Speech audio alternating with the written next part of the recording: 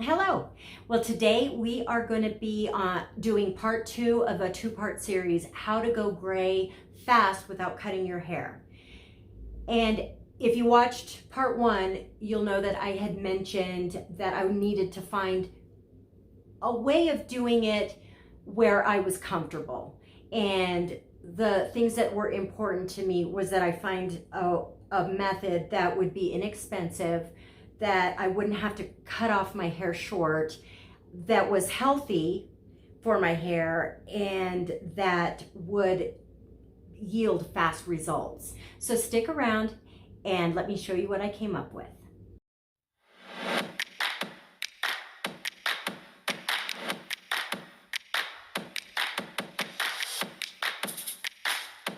So I'd say that this technique is kind of like a combination of other techniques. And the first step is going to be adding in strategic highlights. And by strategic, what I'm meaning is you really want to properly place them so that what you're wanting to do is break up the demarcation line and then provide like coverage on the hair that you see. So for me, I added the money piece. I did add around my face. I added a couple packets on each side of my head as well as in the back. Now, my hair is layered, so the highlights came to about here and then they stopped. So what I did do, because I do also put my hair up, so I did add just about midway, added 3 more highlights, one in the back and then one on each side. And that way it carried it through. And I was amazed with how much coverage I got for as few highlights that I put in. Because normally when I go to a hairdresser and get highlights put in, I am like covered in foil. So this technique really is a little goes a long way. Okay, so as you're putting in these highlights, there's 2 important things to do. One is spare whatever gray grow out you have. So if you're already out a little bit, try to have your hairdresser bleach up to the line and not past it, because that's your grays. If you've already gotten that far, basically bleach all the way down there. Another thing is you're going to want to have her or him try to bleach your hair to a level 9 or 10. Again, the leveling system is 1 is black, 10 is as blonde as you can get. So that's the best. If you get it up to that level, that's the best way to mimic gray hair, because once you get it that light, then if you tone it, and what you'd be doing is toning it with the silver, and I'll talk a little bit more about that later, is that it then very much looks as close to gray as you can do artificially. Now, if they can't get you to a level 9 or 10, don't push it. I mean, really, you do not want to sacrifice the health of your hair. That is the important thing about this technique, is we want to keep it where it's really not that damaging to your hair. And I know you're saying, well, you know, you're bleaching your hair, so that's damaging to your hair. Yes, it is. But as I've mentioned, these highlights, there's a very little amount. And so you're using those highlights, and once they are properly placed, you don't have to highlight your hair again. Because as your hair grows out, normally when you have highlights, it's dark, so you have to go back in and touch up that dark. Well, in this case, it's going to be your grays that are growing in, so it's making that transition. So once those highlights are properly placed, then you do not have to highlight your hair anymore.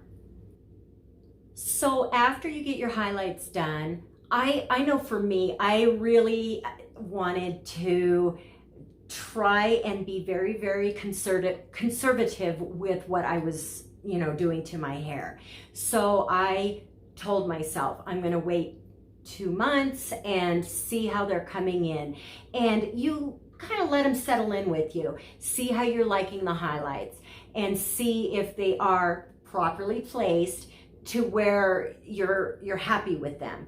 So if there's, say, a section here or there that you'd like to add a little bit more, then you can do that.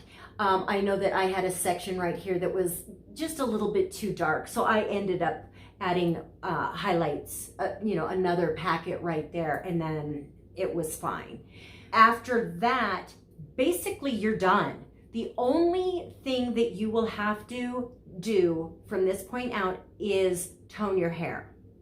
And the way that I recommend doing that is with a purple shampoo, and that's something that you can do pretty much however often you need it, because bleached hair, if you've ever gone blonde or even gray hair, you do then have to start taking care of any yellowing and brassiness. So I recommend, purple shampoo. And again, I don't want to give a time frame because I don't know how often you'll need it. If you can get away with less, get away with less. The purple shampoo is a little bit more drying, so it's not like you just want to use that and use it every single day. It's something just to maintain your tone of your hair and keeping the yellowing and the brassiness at bay. Now, I also like to incorporate a toner, and that is almost like a more of a punch. Okay, so I want to clear something up for you, and I know this was super confusing for me, but I heard direct dye, semi-permanent dye, toners, and they were all being used seemingly interchangeably. And after looking into this, I discovered that yes, they are all basically the same thing. If you use a direct dye is a semi-permanent. If it comes in one tube, you don't mix it with any developer. It's just that. You put the stuff right directly on your hair. Now, a toner, if you're using a color not to change necessarily the actual, you're not changing the color so much, what you're changing is the tone. So I know that's a little bit confusing, but we're basically using the semi-permanent dye to tone our hair. It's changing that level 9. We're not changing the level any. It's not going to go brighter. It may look a little bit darker because when I put in my gray, it does seem to darken it a little bit. And that's just the perception of the toning. I am going to be doing a tutorial on how to tone your hair at home because I want to make sure that you understand just how easy this is. It's not damaging. You don't risk anything. These you can buy a tube like this. I know that the brand that I like, Pravana Vivids, and I get it in silver, and the tube is like $9, and I can get about at least 2 uses out of it. So that's $5 basically to tone my hair. And this process not only will tone your hair, but after I do it, it makes my hair so shiny. So there's 2 ways of doing this. Is you can add it just to your highlighted pieces, and I add it like before I'm gonna jump in the shower, and so I put it on my hair dry, let it process for about 45 minutes, and then wash as usual. You can also put it all over your hair. And what that does is it's actually toning not only your highlights, but then it's toning your darker hair as well. So if you have a warmer tone, what it's going to do is kind of neutralize that a little bit, and it will blend in a little bit more cohesively with your highlights. So either way, experiment with it. I do it both ways, and it's just a different effect. I really don't mind the highlights being a cooler tone and then having my brown hair as warmer. But I also do it the other way as well for a just a little bit more of a cool tone all around. So when you use a silver toner, it's going to be a little bit of a surprise, especially if you have warm toned hair, which I think a lot of people do, whether you're blonde, redhead, brown. Generally, our hair around our face is more of a warmer tone.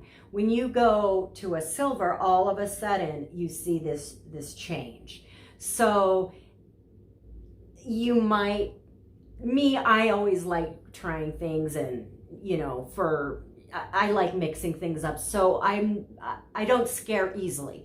But if you do, you might want to just test out a few strands with the silver and just kind of get a feel for it, see if you like it. If you're not comfortable with the gray, you really don't like it, you can try a white toner. They've got the platinum. You could use a light blonde to add a little bit more of the warmth. That's what I love about this technique, is that it is very flexible. So I do recommend, though, that you stick with very light colors, because one thing that can happen, even though it's a semi-permanent, and that's the only thing you're going to want to use with this, a direct dye semi-permanent, nothing with the developer, because you'll screw up your highlights. But even with semi-permanent toners or dyes, if you add, like, say, a red, you're going to end up staining your bleached hair.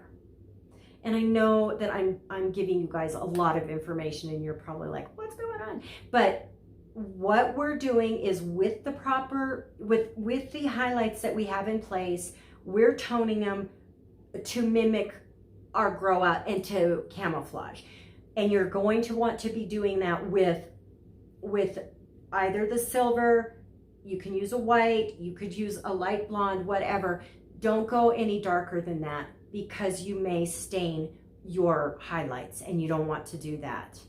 So if you took my suggestion on the video, deciding to go gray, where as you were deciding whether or not to do that, but you're still covering up your demarcation line, if you switch to the semi-permanent color, that's going to make this process a lot easier. Now, you can still do it even if you didn't use permanent. The only problem is that demarcation line is going to be a lot more stark. So you may need to use more highlights then to blend that in and make it more softened. But if you did switch to semi-permanent, what's going to happen is that color is then going to just lift more and more out of your hair. So I know this was kind of a long video. I threw a lot of information at you. If you have any questions, please leave that in the comments, and I'd be happy to answer. Also, if you have anybody that you know that might be interested in this process, please share this video with them. So please subscribe to my channel, like my video, and I hope you have a great day.